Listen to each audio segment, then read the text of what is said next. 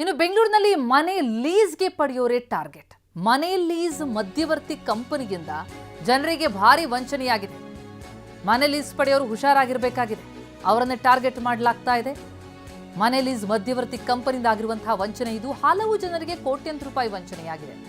300 ಜನಕ್ಕೆ ಬರೋಬ್ಬರಿ 200 ಕೋಟಿಗೂ ಅಧಿಕ ವಂಚನೆಯಾಗಿದೆ ಅನ್ನುವಂತಹ ಆರೋಪ. ನಗರದಲ್ಲಿ ಮನೆ ಲೀಸ್ಗೆ ಕೊಡೋರ ಸಂಖ್ಯೆ ಭಾರಿ ಕಡಿಮೆಯಾಗಿದೆ. ಮನೆಯನ್ನ ಬಾಡಿಗೆ ಕೊಡ್ತಾರೆ, ಆದರೆ ಲೀಸ್ ಕೊಡೋದಕ್ಕೆ ಮುಂದಾಗಲ್ಲ ಮಾಲೀಕರು. ಆದರೆ ಬಾಡಿಗೆ ಕಟ್ಟಲಾಗದೆ ಒದ್ದಾಡುವಂತಹ ಜನ ಇರ್ತಾರಲ್ಲ, ಅವರೇ ಈ ವಂಚಕರ ಟಾರ್ಗೆಟ್. ಜಾನ್ಸ್ ಅಸೆಟ್ ಎನ್ನುವಂತಹ ಕಂಪನಿಯದು. ಆ ಕಂಪನಿಯ ವಿರುದ್ಧ ಈಗ ವಂಚನೆಯ ಆರೋಪ ಕೇಳಿ ಬರ್ತಾ ಇದೆ. ಕೋಟ್ಯಂತರ ರೂಪಾಯಿ ವಂಚನೆ ಮಾಡಿರುವಂತಹ ಆರೋಪ. ಮನೆ ಲೀಸ್ ಕೊಡಿಸುವಂತಹ ಮಧ್ಯವರ್ತಿ ಕಂಪನಿ ಇದು. ಹಲವು ಜನರಿಗೆ ವಂಚನೆಯಾಗಿದೆ.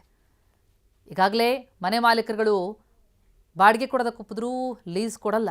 ಆದರೆ ಅದರ ಬೇಡಿಕೆ ಇರುವಂಥವ್ರನ್ನ ಬಂಡವಾಳ ಮಾಡಿಕೊಂಡು ಟಾರ್ಗೆಟ್ ಮಾಡಿಕೊಂಡು ವಂಚನೆ ಮಾಡಲಾಗ್ತಾ ಇದೆ.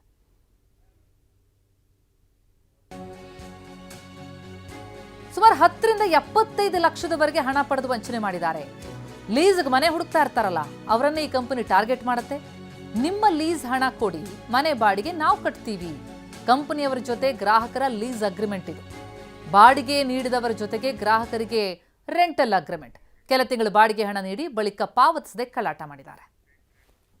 ಆನ್ಲೈನಲ್ಲಿ ನನಗೆ ಜೋನ್ಸ್ ಅಸೆಟ್ ಮ್ಯಾನೇಜ್ಮೆಂಟ್ ಅಂತ ಇಂದ್ರಾನಗರಲ್ಲಿ ಒಂದು ಕಂಪನಿ ಥ್ರೂ ನಾನು ಪಾಸ್ ಆಗ್ತೀನಿ. ಸೊ ಆವಾಗ ನನ್ನ ಕಂಪನಿಗೆ ಕಾಂಟ್ಯಾಕ್ಟ್ ಮಾಡಿ ಎಲ್ಲ ಲೀಸ್ಗೆ ಅಂತ ಹೇಳಿ 27.5 ಲ್ಯಾಕ್ಸ್ನ ನಾನು ಲೀಸ್ ಅಮೌಂಟ್ ಆಗಿ ಇನ್ವೆಸ್ಟ್ ಮಾಡ್ತೀನಿ ಜೋನ್ಸ್ ಅಸೆಟ್ ಮ್ಯಾನೇಜ್ಮೆಂಟ್ ಕಂಪನಿ ಮೇಲೆ. 27.5 ಲ್ಯಾಕ್ನ ಇನ್ವೆಸ್ಟ್ಮೆಂಟ್ ಆಗಿ ಕನ್ವರ್ಟ್ ಮಾಡಿದರು. ಅದಾದಮೇಲೆ ಒಂದು 2 ಮಂತ್ಸ್ ನನಗೆ ಕರೆಕ್ಟಾಗಿ ರಿಟರ್ನ್ಸ್ ಕೊಟ್ಟರು.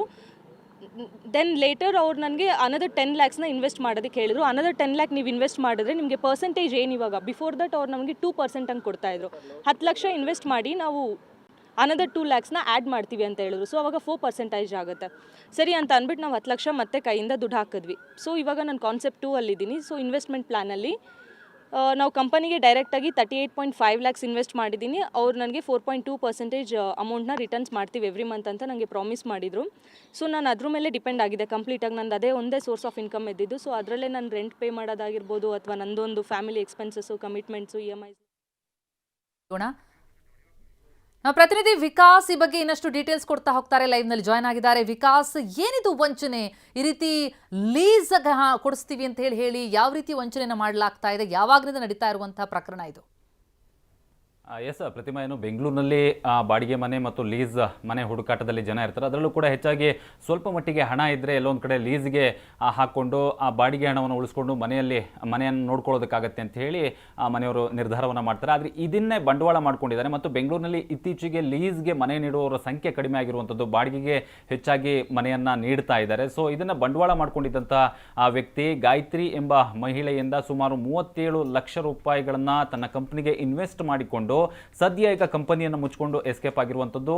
ಏನು ಗಾಯತ್ರಿ ಎಂಬ ಮಹಿಳೆ ಈಗಾಗಲೇ ಲೀಸ್ನಲ್ಲಿ ಇರ್ತಾರೆ. ಆ ಅಮೌಂಟನ್ನು ಸ್ಟಿಫನ್ ಏನು ಇದ್ದಾನೆ ಆತನ ಬಳಿಯಲ್ಲಿ ಅಮೌಂಟನ್ನು ಕೇಳಿರ್ತಾರೆ. 37 ಲಕ್ಷ ಲೀಸ್ ಅಮೌಂಟನ್ನು ಕೇಳ್ತಾರೆ. ನನಗೆ ಅಮೌಂಟ್ ಕೊಡೋದಕ್ಕಾಗಲ್ಲ, ಬಟ್ ಇದನ್ನು ನಾನು ನನ್ನ ಕಂಪನಿಗೆ ಶೇರ್ ಆಗಿ ಇದನ್ನು ಹಾಕ್ಕೊಂಡು ಅದ ನಂತರದಲ್ಲಿ 4% ಬಡ್ಡಿ ರೂಪದಲ್ಲಿ ನಿಮಗೆ ಪ್ರತಿ ತಿಂಗಳು ನಿಮಗೆ ಹಣವನ್ನು ಹಾಕ್ತೀನಿ. ಸೊ ಆ ಅಮೌಂಟ್ನಲ್ಲಿ ನೀವು ಬಾಡಿಗೆ ಮನೆಗೆ ಹೋಗಿ ಅಂತ ಹೇಳಿ ಆತ ಸ್ಟಿಫನ್ ಹೇಳಿರ್ತಾನೆ. ಅದನ್ನು ನಂಬ್ಕೊಂಡಿದ್ದಂಥ ಮಹಿಳೆ ಸುಮಾರು 37 ಲಕ್ಷ ರೂಪಾಯಿ ಆತನ ಕಂಪನಿಗೆ ಜಾನ್ಸ್ ಅಸೆಟ್ ಅಂತಕ್ಕಂಥ ಕಂಪ್ನಿಗೆ ಸುಮಾರು 37 ಲಕ್ಷ ರೂಪಾಯಿ ಇನ್ವೆಸ್ಟನ್ನು ಮಾಡ್ತಾಳೆ. 1-2 ತಿಂಗಳ ಕಾಲ ಅಮೌಂಟನ್ನು ಬಾಡಿಗೆ ಏನು ಅದರ ಇಂಟ್ರೆಸ್ಟ್ ರೇಟನ್ನು ಈಕೆಗೆ ಹಾಕ್ತಾರೆ. ನಂತರದಲ್ಲಿ 2 ತಿಂಗಳ ನಂತರದಲ್ಲಿ ಕೇಳಿದ ಸಂದರ್ಭದಲ್ಲಿ ಆತ ಅಮೌಂಟನ್ನು ಹಾಕಿರುವುದಿಲ್ಲ. ಸದ್ಯ ಇದರಲ್ಲಿ ಪೊಲೀಸ್ ತನಿಖೆ ವೇಳೆ ಗೊತ್ತಾಗ್ತಿರುವಂಥದ್ದು ಸುಮಾರು 200ಕ್ಕೂ ಹೆಚ್ಚು ಜನರಿಗೆ ಸುಮಾರು 300-350 ಕೋಟಿಗೂ ಅಧಿಕ ಇದೇ ರೀತಿಯಾದಂತಹ ಒಂದು ವಂಚನೆಯನ್ನು ಮಾಡಿರುವಂಥ ಸಾಧ್ಯತೆಗಳು ಕೂಡ ಇರುವಂಥದ್ದು. ಸದ್ಯ ಇಂದಿರಾನಗರ ಪೊಲೀಸ್ ಠಾಣೆಯಲ್ಲಿ ಸ್ಟಿಫನ್ ಮೇಲೆ ಪ್ರಕರಣ ಕೂಡ ದಾಖಲಿಸಿಕೊಂಡಿದ್ದಾರೆ. ಇದೇ ರೀತಿಯಾಗಿ ಇನ್ನೂ ಹೆಚ್ಚಿನ ಜನಕ್ಕೆ ಇದೇ ರೀತಿಯಂಥ ವಂಚನೆ ನಡೆದಿರುವಂತಹ ಶಂಕೆ ಹಿನ್ನೆಲೆಯಲ್ಲಿ ಇಂದಿರಾನಗರ ಪೊಲೀಸರು